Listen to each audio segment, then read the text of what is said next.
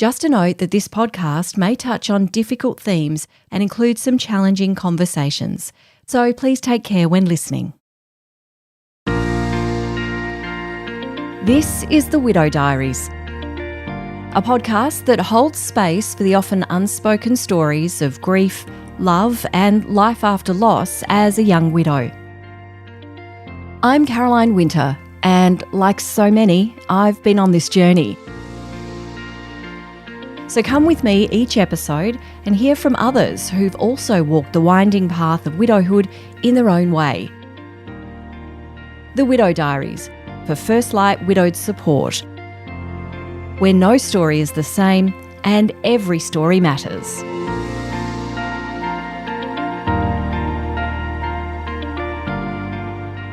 As a young widowed person, it's hard to let go of the life you'd imagined or planned with your person.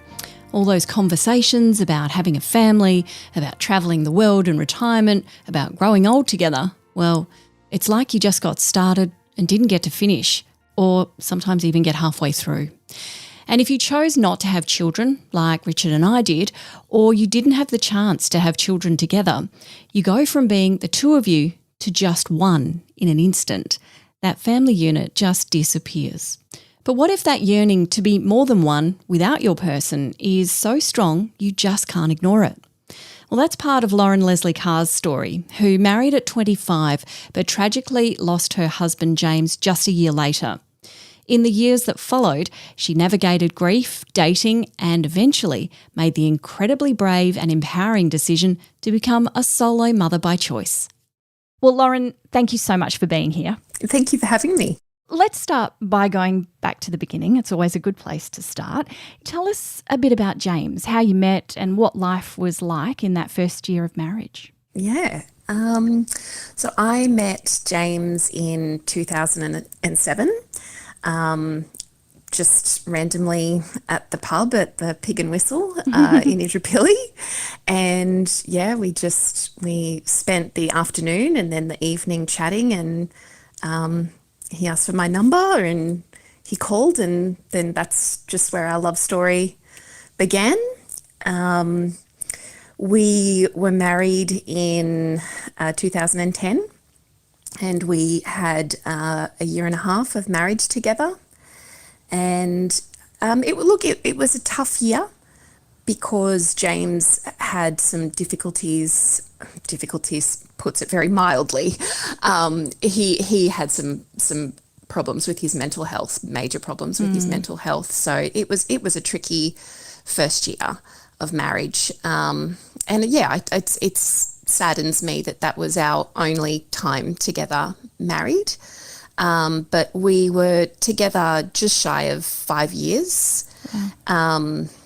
As a person, he's just the best man that I've ever met. I haven't met another man like him, and I don't get a lot of opportunity to describe what James was like. I don't get asked that question very much at all. I'm coming up to 14 years without him, and I tend to keep James's memory at a safe distance. And yeah, when I think of him in vivid detail, I can, it surprises me. The waves of grief will just surge on back up. But a lot of people in my life now, most of the people in my life now never knew him. Yeah. But he was just very clever. He was such a great communicator. Every time we'd go places or we'd go to events or friends' weddings, family functions, we would always be put on the trickiest table of people that didn't have anything in common, because James was just that magnet that people were drawn to, and he could disarm people and have them communicating with him so freely and openly, and he was just a sweet, generous man. He'd read all the time. There would be half read books all around our house. and he just knew so much, and he just, he was a big, big, big person in my life, and I miss him so much. He was just charming and handsome, and yeah, he was a good one. I can feel it as you're talking, and I'm sure that many people listening will feel the same, that time might pass, but the grief doesn't disappear, of course. And that opportunity, like you said, to be able to speak about him, because as time goes on, people ask, not because they don't want to know, or it's either, oh, it's been so long, so, you probably don't want to talk about that. Or, as you say, the people you know now didn't know him. And so that there's less opportunity. And it's beautiful to revisit that as often as we can. Yeah. Oh, there's just so many people in my life now. Like I've made wonderful friendships, and I've got a lovely community around me, but I just always feel that if they would have absolutely loved him. Everyone loved James, and that's why I felt so proud to be with him. But I also think that they would know me so much more, or they would know who I used to be when I was with him. So, yeah. I'm sure over your 5 years together you talked about much. What were your dreams together, and did you talk about starting a family? We did, yes. We both really wanted to start a family, and it was something that we didn't think would be too far off in the horizon, though I think with James's health, it probably would have been if he had lived. But we just imagined a family life in Brisbane with 2 children. We both loved living in Brisbane. We both knew that this was our home, and family was really important in James's life. And he had 2 younger brothers, and I just know he would have been just the most wonderful, wonderful father. But I don't know whether he, towards the end, whether he believed that of himself. So, that was a big dream that we had, and it's a dream that I still grieve. Like it's part of that loss, that life that we imagined together, that we never got to have and share. Yeah. Can you just talk a little bit about losing James and what that time was like for you? Yep. So James died by suicide after, I suspect, many, many years of mental health issues and depression. And he was seeing a psychologist, a psychiatrist. He was on medication. He was just kind of really going up and down in quick succession with his mood. So one moment, new lease on life, everything's going to be fantastic, super excited, let's start a family now, what are we waiting for? And then spending, an hour in the shower and crying, and he was also very secretive. I found out after his death that he had been pretending to go to uni. He was trying to get his degree and hurry up and graduate. Trying to get through university was a struggle for James. And he was 30 when he died, so he was still trying to achieve that goal. And so, he was in a really, really bad place and wasn't being open and honest about that. And we one night we had an argument. I could tell things were not right, and he had a habit of, I guess, dropping. It felt like throughout our relationship, dropping bombs on me, where he'd reveal just how badly he was doing, and that he'd been being secretive and pretending to go to university, or not being honest about things, or was secretly drinking when he wasn't meant to be drinking. So like alcohol and substance abuse was a problem for him. And I could just sense that a bomb was coming. And we had an argument because he was like, let's start a family, let's just do it, what are we waiting for? And then he would take it away and say, no, I don't think I can ever have a family with anyone because I'm not right. And it was, and that was hurtful. It was really, really hard. And he left the house, and I assumed that maybe he had gone to one of his brothers or gone to a friend's house. I'm still uncertain as to like what the events of that evening were like for James.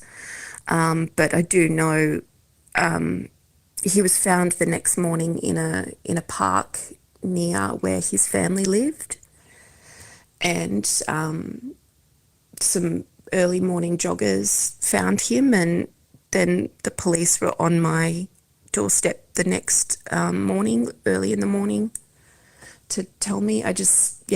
When I saw them, my fear was that because he would drink, my fear was that he had got into an accident and potentially hurt himself and hurt someone. But when they asked to come inside the house, I knew that it was gone. Oh, that moment. And that it had been, bad. And so, and so that it was just, my world flipped completely upside down. And, yeah. Of course it did. And, there's when you have these conversations with each other, when you're in this amazing club that we've all been so fortunate to join, and it's whether, someone's died suddenly, whether someone's died by suicide, or whether someone has been ill for a long time, none of it is better or worse than the other, but it's that shock that sets in immediately. And that you are right, that 180 that your life does. And so what was that like for you immediately, and what were some of the things that helped you get through those early days? My family at the initial moment, and my friends, they all rallied around me. In terms of what helped, like when in those first few days, I can't think of anything really that helped. It was just torture. And it's hard to remember a lot of it, but I think from what I understand of different perspectives now is that James's family, I was not able to share my grief with them, and I think that became very clear for my family, at least. Right from the very start, I didn't particularly sense that, but they did, and my friends did. And so it was just trying to, get the funeral together. I really felt like I just wanted to keep his family happy. I didn't want to lose them. But then that is essentially what happened. And yeah, once we had the funeral, and then a few months later, took him to his resting place, I lost all contact with them, and they made it clear that our relationship as me being part of their family was not going to continue. And so that was really challenging and really difficult. Yeah, I'm sorry to hear that. That's an added element that nobody expects. And so because at that time it was you and James, you didn't have children at that stage, it's a strange thing, isn't it? Because you go from being a family unit with this extended family to just you. Yes, exactly. Yeah. And then I struggled with my own family as well. I think yeah, I think I felt like I kind of went back to being a child. Like I'd started this adult life. I was living with my husband, and I was, in my mid-20s at this stage. I was 26 when James died. And I think, yeah, like this was by far just the most traumatic thing that had happened to someone in our family. And, I think my family just, I know they did their best. There's no dress rehearsal for this, but I don't think they really understood just how big an impact it would have on me, or how long the grieving process would take. And and I understand now that it's I live with grief. It's not something that will come to an end for me. It's something I live with. And they certainly understand that now, but at the time, like that first year and that first initial 6 weeks was just terrible. So I was brought back to my family home. I was living in a property, had been living in a property that my father-in-law owned, and my husband and I were renting from him, and I was not able to return back to that home.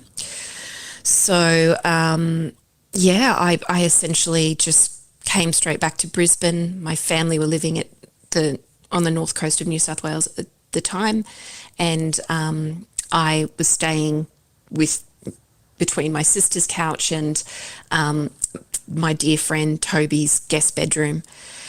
And yeah, within 3 months of James dying, I bought my own home. Yes, I didn't take that advice of not making any major life decisions. Good on you. Yeah, but I just wanted to keep my independence, and my home, being back with my parents was not good for my grief at all. Like they were, it was quite dysfunctional, and I don't think they were able to cope with just how overwhelming the loss was for me, and everything that comes with such a sudden and traumatic loss. So absolutely. Yeah. And the way you described it earlier is actually quite interesting, going from that adult reverting almost to a child because of the situation, and you just are cocooned by your family or your friends or whoever your support network is, but then realising actually I need to grab back some of that control over the life that I had. So it sounds like that almost was early in the piece at 3 months, but that your identity almost shifting or starting to shift, and finding out who am I as a widow at a young age in this world. Would that be right? Exactly. Yes, absolutely. Absolutely. And I mean, I think everyone was just like, what is she doing buying this house? But it ended up being the best thing that I ever did. Because, I received this, sounds terrible, but death benefit, from the two We've super all been funds. There. Yes, the two super funds that my husband was paying premiums on, and I just wanted to make sure that I didn't do anything wasteful or stupid with the money. My thinking though at the time was very, very stupid. I'm not stupid, but very unhealthy. I was like, I gave myself 2 years to feel better, that if I can't, experience some joy in life again, then I will have this house to pass on to my siblings. And I had 2 dogs at the time that James and I had together, and I was like, and maybe if I have, property that I can give them, they'll keep my dogs together and they won't give my dogs away. I was in a dark place. Yeah. But you tell yourself whatever you need to get through as well, don't you? Yes. Yeah, exactly. Exactly. And sometimes, you talk about buying the house as being one of the, the best thing that you did at the time, even though you were in no doubt, a cloud of absolute fog. But sometimes there are moments of clarity where you just go, actually, I know this thing seems crazy, but actually I'm going to do it. For whatever reason, I don't know yet, but I'm going ahead to do it. And you're right, the people around you are just like, oh, what's she doing? Exactly. So what was it like then for you re-entering the world? We'll call it re-entering the world. And I guess in this sense, let's talk around the social and even the romantic side of things. Yeah. Look, it was awful, to be honest. I started working as a teacher again, and I made lovely friends with my colleagues. So that was great. I really lent into my friendships. I didn't start sort of looking to date until I was like 2.5 years down the road, and did the whole online dating thing, How'd that go? which was just ghastly. It was just terrible. I hated it. I did start a relationship with someone, and that was really nice. We were together for a year. He was also, he'd also been bereaved. He lost his brother to suicide, and so we kind of, in a way, connected over that. But it was a nice relationship. I had a lot of fun, and it kind of it kind of made me think, well, there is still life out there for me. But when that relationship ended, it was really, really hard, really, really devastating. And it just, stirred up my grief even more. It just, like the knocks of life, just, I don't know, I couldn't take them almost, and Did it scare you? Did it scare you enough to not kind of want to go down that track again? Look, no, not initially, because I think I thought I saw a future with this person. And I was like, well, I can have that family life back again. And I knew I really wanted to be a mother. And so when that relationship ended, I dove straight back into online dating again pretty quickly. And I just met, I think, people that I was never really supposed to meet. Our spheres didn't, Weren't meant to cross over. Yeah, like we weren't in each other's universes for a reason. Yeah. And so yeah, I just didn't find much success with it. In 2018 I was very briefly engaged, but that just had disaster, and I think desperation written all over it. I really wanted to have a child, and I think I fell in love with that idea and that person's family more than the actual relationship itself. And it was after that where I was just like, I can't do this anymore, and I decided to have a child on my own. So was that the impetus? Was that the moment where you just went, I'm going to go Yep. and do this alone? Yeah, when I make up my mind, I make it up. Like, it's very quick, and I don't Like go buying a back house on it. 3 months after losing your husband. Yeah. Exactly, yeah. Amazing. It was the relation, or the engagement ended mid-September. I'd booked the appointment with the fertility specialist like 4 weeks after that, and then I was off, and I was taking my injections in mid-January, sorry. So yeah, it moved pretty quickly after that.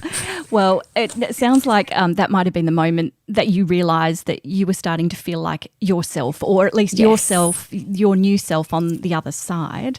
Yeah. So this obviously happened quite quickly. How soon did you have some fortune with the IVF, which is clearly the route you were going?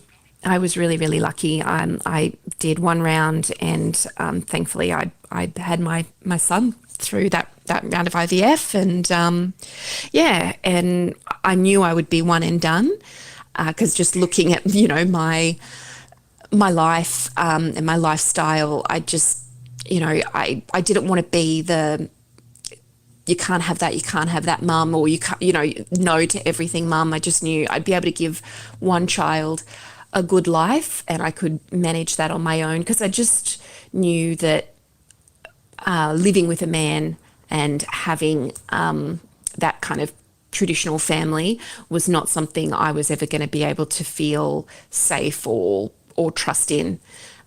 So yeah, I got what I needed out of IVF. That is the best news, and we're going to talk a bit more about that in a moment. I'm keen to know, though, what kind of support system you had around you at that time, both when you had made that decision and then, importantly, through your pregnancy. Because as a solo parent, regardless of whether you've been bereaved and lost someone or just doing it alone, it's not an easy journey.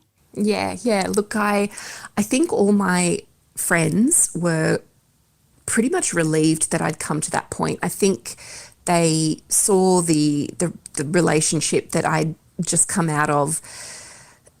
I think they were just a bit relieved that I did not go ahead with that marriage.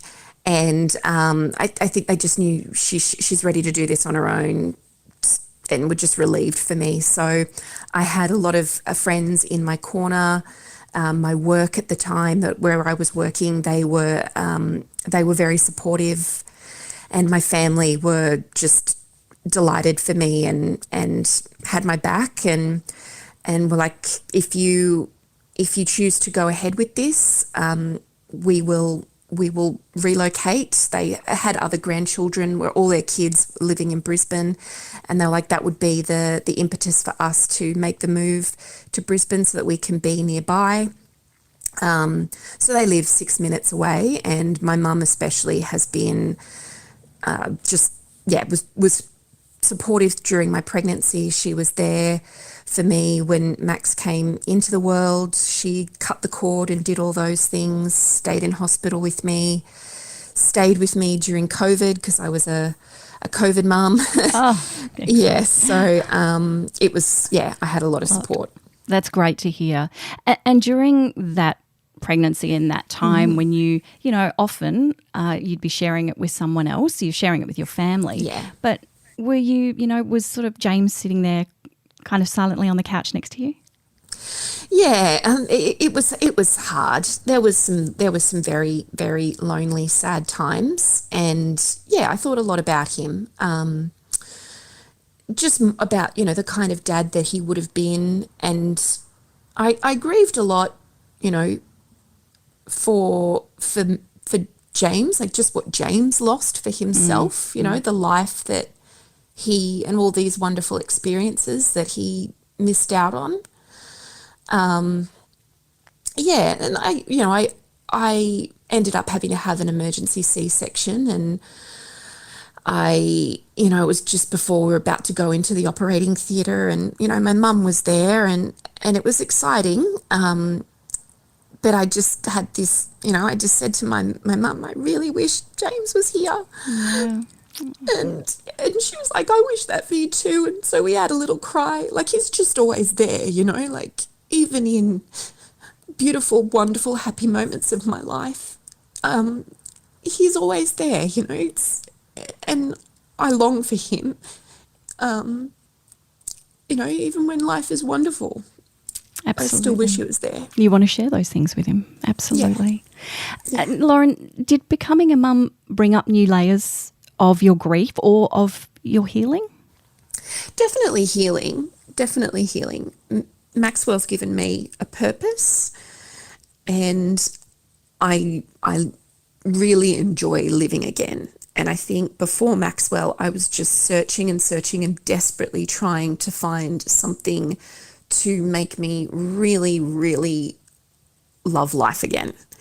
And Maxwell is that. But, like he's 5 years down the road, it throws up challenges. It throws up new layers of grief, especially, with how I came to have Max. Max is donor conceived. And he's had a challenging transition into prep, especially with him understanding that his family looks different and meeting lots of other kids. They have dads. He wants a dad. He's just mentioning that all the time. And he's asking a lot of questions about James. Like, I've always been honest with Maxwell's story with him. and I let him know, mummy had a husband and he died, and I was really sad. And then, mummy made her dream come true, and she went to the doctor, and the donor gave the seed, and I had you. And he loves that story. He tells that story back to me. But, there's photos of James around our house, and he just throws things out there that just will really take me by surprise. Like he'll say, "Oh, James wasn't my dad, but he would have really wanted to be." And I'm like, yeah, he definitely would have wanted to be your dad for sure. Wow. He's asked me too how James died, and that's a trickier conversation. So yeah. I've let him know that he got sick in his head, and that when Max is a teenager, I will explain more. But right now, that's all I can tell him. And so it's tricky little conversations to navigate there. Absolutely. Parenting is tricky enough without Yes. added layers. Max sounds like a delightful little man. What does he mean to you? Oh, he's just everything. Yeah, and it's I love him so much, but it's really, really scary to love someone that much again, because I don't trust good things happening in my life. I feel, especially with how I lost James, I'm just so scared of the rug being pulled out from under me. And so it's scary. Max was diagnosed with juvenile arthritis when he was 15 months old. So, he does have a chronic health condition. That being said, he's doing really well. But there's regular, for a time there, I had to inject him regularly, and he has regular checkups at the hospital. And so I was just like, yeah, here it is. This is the shadow that seems to follow me, and now it's coming for my son. It's a very dark cloud to carry around. How do you navigate that for yourself? Look, I haven't, to be honest, of late, I have not been navigating it very, very well at all. Been a bit of a stress head, and I've had to sort of reach back out to get some support there for my own anxiety. Good. But just again, because I live life solo, and I don't have that partner to connect with and offload to, I lean very heavily on my friendships, particularly my friend Ali. She lives all the way in Canberra, but we have this app, Marco Polo app, that allows us to send video messages to each other. So we do that on the daily. And she's a tremendous support in, she has an older son, and she's a tremendous support in, listening to my fears and reassuring me, and just, I guess, in a way, witnessing my life like a partner would. Yeah. Well, I mean, that is about, having a village around you to help raise your children, even if you do have a partner, but certainly when you're solo parenting. You've talked a bit about James and where he fits into your family unit now, and he's obviously still very present, and Max clearly knows of him, and I'm sure will continue to do so. Because Max was donor conceived and not as a result of James, was there any sort of, not conflict, but, when you were going through that process, was that a difficult or an easy one to reconcile? I took steps I investigated donor conception when I was 27, so about a year after I lost James. And I was full steam ahead, and my family were not okay with it. And I was, when I was thinking about the kind of donor that I would pick, I just wanted to create a blonde-haired, blue-eyed little baby. I was trying to create the child that James and I would have had together. And I quickly realised that I was not ready. And then I was like, I'll try dating. Maybe, I will find love again. And so, yeah, it was like a period of 6 years later that I went back to the same fertility doctor with just a completely different mindset. And I was doing this for me to, James wasn't really part of my thinking that second time around. It was all about me, and this is for my life. And I wanted to, when I was looking at donors, and there's not many that you have access to in Australia. No, there's not. But I was like, I want to find find a donor that can give me a child that has similar features to my own. So he wasn't really present for that when I finally went through with it in my thinking and thought process. Until I got pregnant. And then I was like, I don't have that partner there to, rub my feet or lift heavy things for me and do all that sort of stuff. But, Max understands that he has a donor and that we're both tremendously grateful for the donor. And if Maxwell chooses to one day, he can find out more about his donor. Yeah. Yeah. Lauren, what's something about this journey of solo motherhood in the circumstances that you found yourself that you think people don't understand or that you wish more people knew?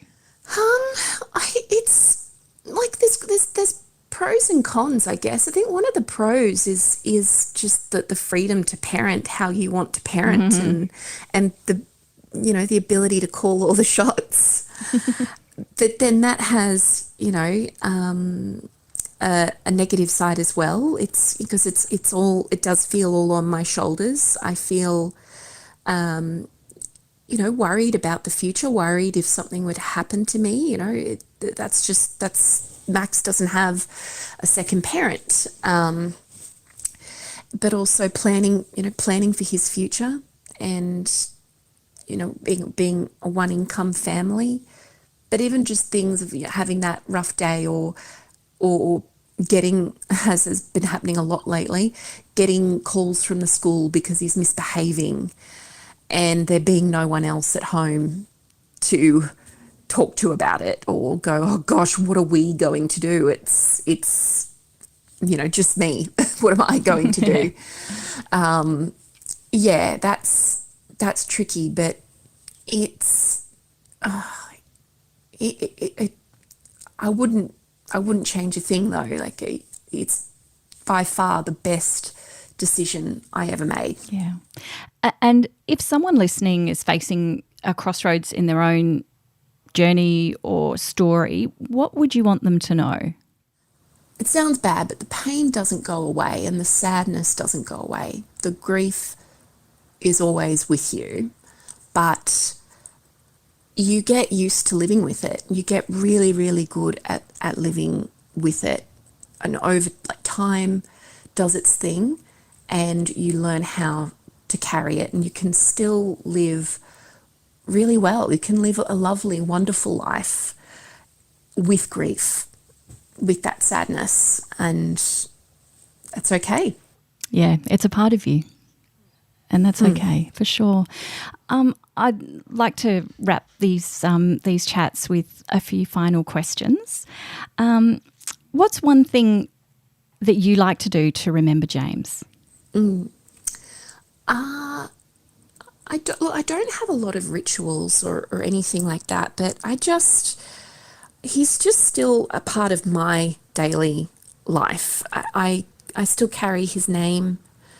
I gave his name to my son as his middle name. Beautiful. Yeah, and his photos are all over my fridge, on my shelves. I will acknowledge his birthday, acknowledge the day I lost him on Facebook. I will bring him up. I'll speak of memories.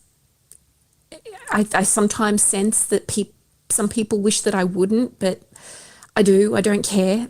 That's them, not you, right? Yes, that's it. And maybe one day they'll possibly understand. what that's like. So yeah, he's just still part of my life, and I still feel, I guess, like I'm still his, and he's still mine. That's actually really beautiful. Lauren, what's something that you would say, or you know, if you've been in the position, something you say to someone who's newly widowed? The best advice that I got, which was from my best friend Ali, I just remember her telling me 30 minutes at a time, Lauren. I was so fearful about everything. Well, what's going to happen here? What's going to happen there? And we were sitting down. I'd just been to pick up my husband's ashes, and she came over to visit, and I'm just, you know, holding what was left of James, like in a box, and it's so crazy, isn't it? Yeah, and I was like, I must have just been spiraling. You know, what's going to happen at this point?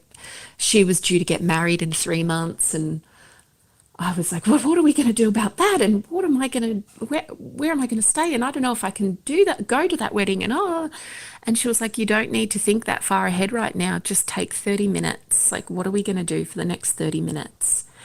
And I just hung on to that, and it just sort of got me through, just taking that pressure off myself.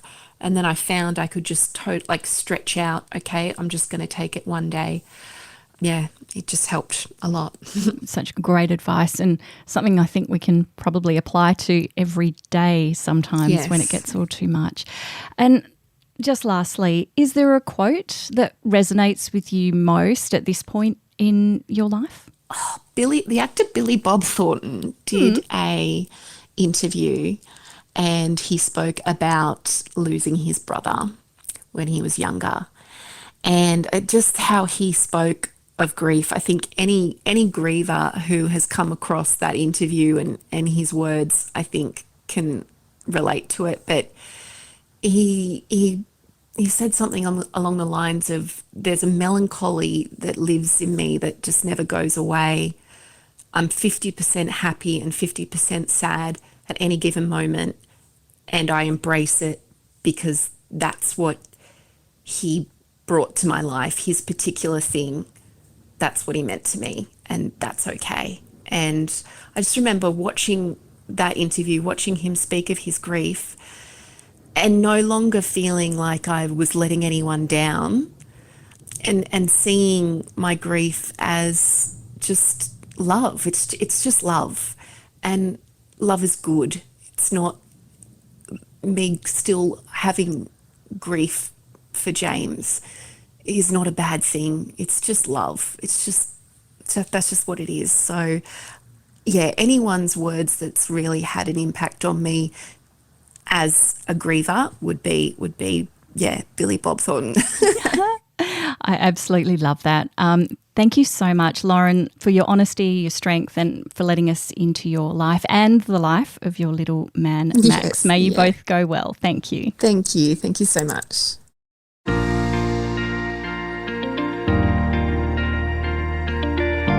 Thank you to all my guests for sharing their stories so generously. The Widow Diaries is hosted and produced by me, Caroline Winter from Pod Talk, for First Light Widowed Support, which provides information, resources and connection for young widowed people throughout Australia. Follow or subscribe to the podcast so you don't miss an episode, and you can also find out more information at firstlight.org.au. This podcast acknowledges and celebrates the traditional custodians of the land and waters on which stories have been told for thousands of years and on which this podcast is recorded.